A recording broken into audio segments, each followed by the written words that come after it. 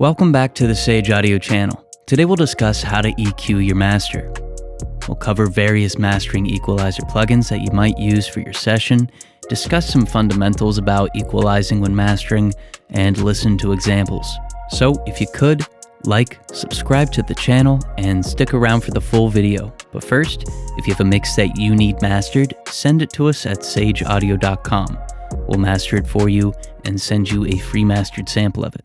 So first up, let's look at the fundamentals of how to EQ your master.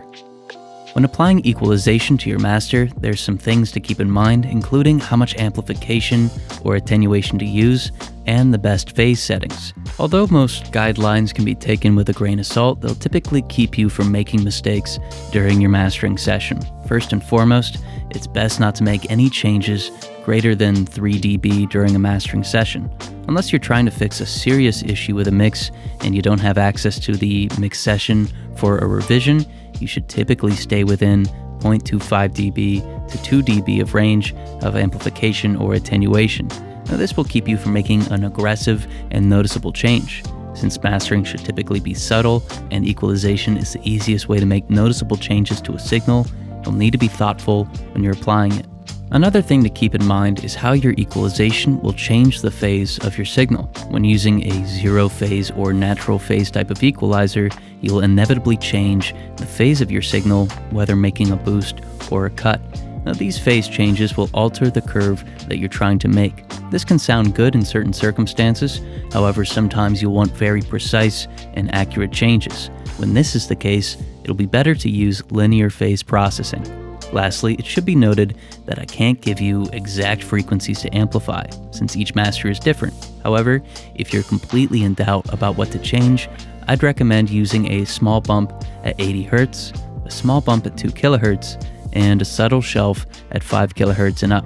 Now, although this isn't going to work in every situation, this should accomplish a louder kick, a more prominent vocal, and a clearer overall master. Again, this isn't going to work in every circumstance, but it is a good starting point. Let's listen to a mastering session with some various EQ settings. Pay attention to how any shifts to the EQ can drastically change the entire master. Also, consider how the phase of the equalizer alters the sound.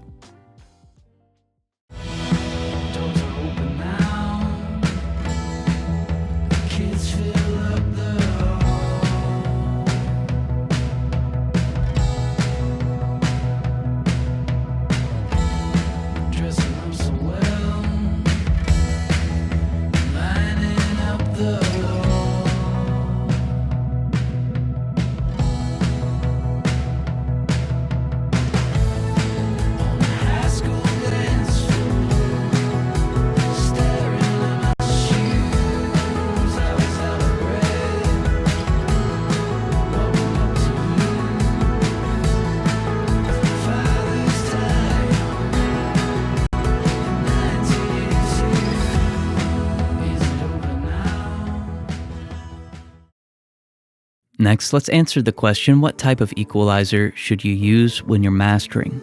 The type of equalizer you're using for a mastering session will depend on what you're trying to accomplish. If you want broadband changes to your signal, an analog emulation EQ will work well. But if you want more surgical changes to your master, a digital-based EQ is best. Let's look at both to get a better understanding of how they affect the signal. Now, one of the most effective ways that a lot of plugin marketers and developers can get you to use or purchase a plugin is by keeping things somewhat mysterious. This can really be effective when it comes to analog emulation plugins, since there isn't a display to show what's being altered. However, if we use a frequency curve analyzer, we can get a better idea of what's changing and to what extent. For our example, let's use the Mag EQ4 and observe the changes. We can see that the curves, although unique, aren't anything that you couldn't accomplish by using a typical equalizer. Granted, the Mag EQ4 utilizes supersonic frequencies, however, this can be accomplished with certain digital equalizers.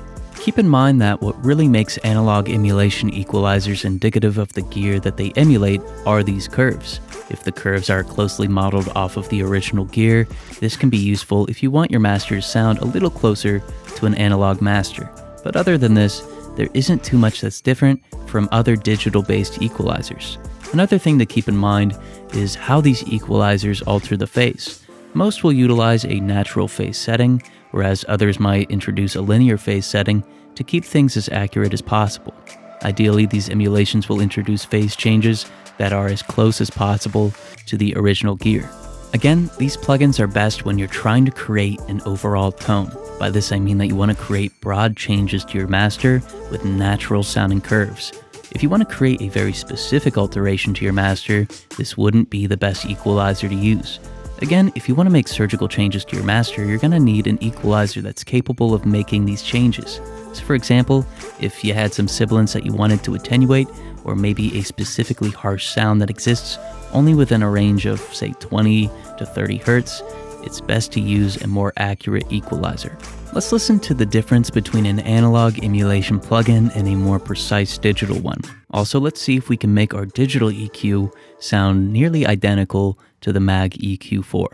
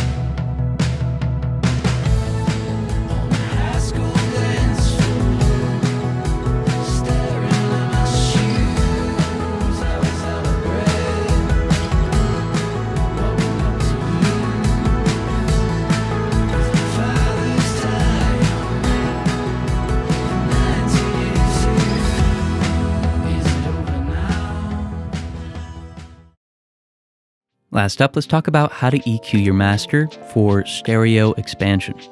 When using an equalizer during your mastering session, it's a good idea to see if you can alter the processing from left and right to mid and side. If your equalizer allows for it, then you can use this equalizer to widen or narrow your stereo image. And we covered this pretty in depth in our last video called How to Create Stereo Width in Your Master, so take a look at that if you want to learn a little bit more about it, but we'll cover some of the basics here. Essentially, you can use a mid-side equalizer to increase the amplitude of the side image, resulting in a wider stereo image. This is a common practice in mastering, and it's a great way to accomplish an impressive stereo width without introducing unwanted phase changes to your signal. I'd recommend using mid-side processing to amplify the mid-kick at 80 Hz and your mid-vocal at 2 kHz. Then attenuate the side image at these frequencies to reduce phase cancellation. Also, try amplifying the side image to widen specific frequencies. A high shelf on the side image works well more times than not. Let's take a listen to mid-side equalization and try to focus on the stereo width of the master when making changes to the mid and side image.